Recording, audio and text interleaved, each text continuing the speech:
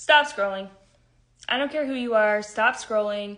I need you to watch this video that I'm about to place right after this. And then we're going to come back and we're going to talk about this man's device right here.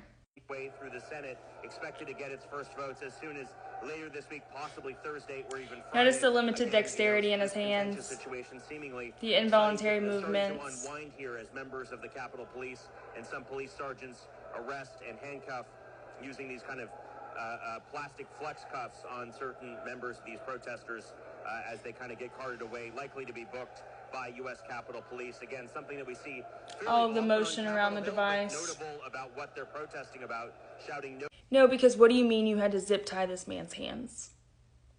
The hands that he can't even use to direct select an icon on a screen mounted right in front of him, which is why he has an eye gaze device. Okay, that's an eye gaze device. He uses his eyes to control the screen, to select the buttons in order to communicate. That is his voice. That is his autonomy. That is his dignity. That is part of him. By using the device to try to stabilize his hands in order to zip tie them together, you very likely offset the calibration that is necessary for his eyes to be able to work that screen, for his voice to be heard. Okay?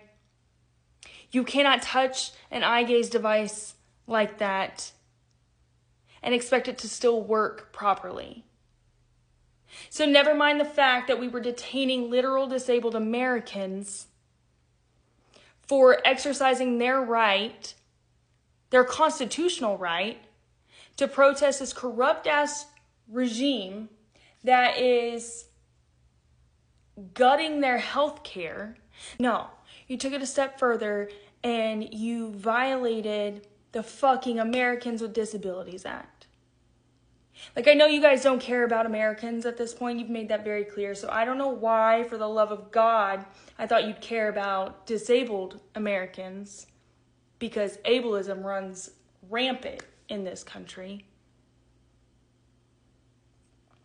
But you violated Title II of the ADA, okay, which states that you cannot deny a person access to their communication when you are questioning them, arresting them, or detaining them.